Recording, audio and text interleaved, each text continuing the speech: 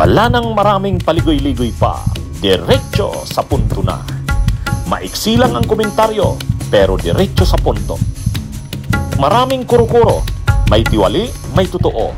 Dito, sa Puntong Diretso tayo. Punto Diretso.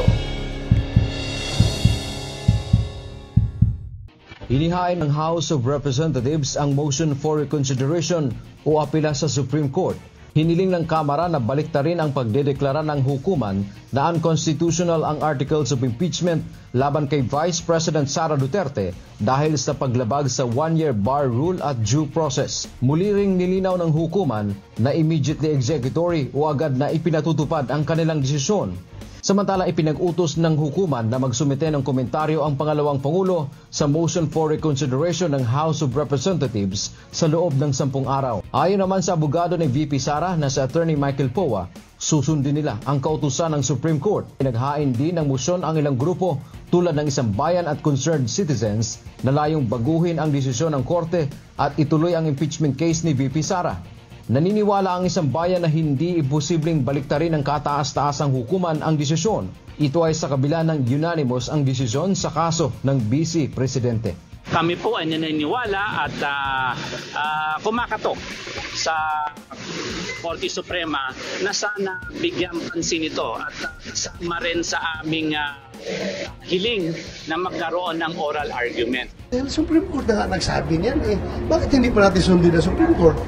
There's no need for debates. Bakit pagdebatihan yan, nagsalita na Supreme Court Ha? Nagdesisyon ng Supreme Court, bakit magdebate pa tayo? Di ba? Sa akin, hindi ako lawyer, as I've said, pero naniniwala ako that nobody is supreme and above the Supreme Court. So para sa akin, no more debate. Tapos na yan. Para sa akin, pag tinatanong nyo ako, is there still a need for debate? I don't think so. Case closed. As far as I'm concerned, sinabi ng Supreme Court na yung kanilang decision is immediately executory. Ha? Tama ba English ko? Yes, sir. Immediately executory. So, dapat i-execute natin, sundin natin sa Supreme Court. I am very much inclined to support and obey the decision of the Supreme Court. Sir, paano kung... No questions asked. Tungkol doon sa issue sa impeachment. Kasi laging ginagamit yung term na immediately executory daw yung desisyon ng Korte Suprema sa impeachment ni Sara. Immediately executory.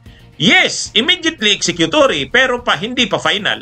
Yan Accordingly, the petitions in GR numbers, basahin ko The petitions in GR numbers 278353 and 278359 are partially granted. O yan The 3 impeachment complaints filed under Article 11, Section 3, Paragraph 2 and placed in the order of business of the House of Representatives remained unacted upon and archived by the 19th Congress prior to the adjournment. They were effectively dismissed. The subsequent filing of the articles of impeachment under Article 11, Section 3, Paragraph 4 against Vice President Sara C. Duterte and its transmittal by the House of Representatives to the Senate of the 19th Congress is considered to be a separate and distinct mode of initiating the impeachment process. The articles of impeachment are declared barred by Article 11, Section 3, Paragraph 5 of the Constitution. Likewise, they are unconstitutional and are deemed null and void ab initio. Yan Consequently, the same did not acquire jurisdiction to constitute himself into an impeachment court. This decision is immediately executory. O yan so ordered yan. So ang nakalagay immediately executory. Hindi sinabing final and immediately executory. Pag sinabi kasing final and immediately executory, mga kabunyog, ibig sabihin yan, wala nang mga motion for reconsideration. Kasi final na. Ay hindi pa naman final. Hindi pa final, immediately executory pa lang. Ang ibig sabihin ng immediately executory, dapat sundin na. Dapat sundin na. Pero kung final na ba, wala nang recourse, hindi na pwedeng mag-appeal or mag-MR, Pwede pa kasi hindi pa naman final. Dapat sana kung wala ng mga appeal-appeal, ang nakalagay, this decision is final and immediately executory. Hindi po ganon.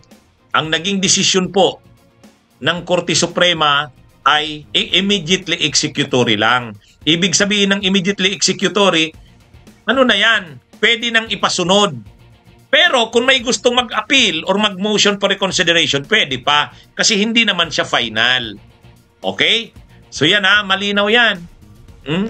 Kaya mga kabunyog, mga kababayan, yung maraming nagsasabi dyan na immediately executory na nga, hindi. Okay, immediately executory, pero hindi pa final. Anong implication ng immediately executory? Ibig sabihin, kailangang sundin na ng mga parties. Kailangang sumunod na kasi immediately executory.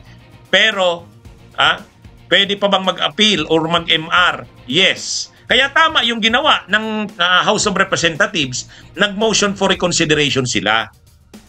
Yung motion for reconsideration, hindi naman dinismiss ng outright ng Korte Suprema kasi nga, hindi naman bawal ang motion for reconsideration kasi hindi pa final.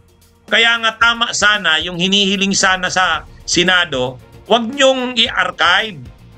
Wag nyo ring i-dismiss. Hayaan nyo lang. Wag nyo munang patayin ang impeachment. Kaya nga yung proposal ni yung motion ni Tito Soto, i-table lang. Ibig sabihin, naka-table 'yan. Hindi pa dinidesisyonan pero iti-table. Ayaw ng mga senador, gusto nila archive. Anyway, ang dito mga kabunyog, mga kababayan, hindi pa tapos ang impeachment kasi may naka-motion for reconsideration. May naka-motion for reconsideration. Hindi bawal 'yon kasi hindi naman final in executory.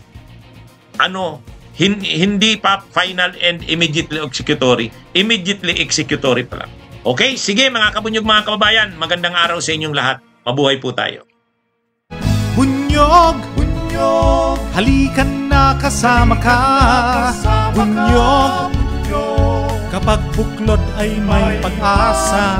Luzon, Visayas, Mindanao, isa ang pananaw.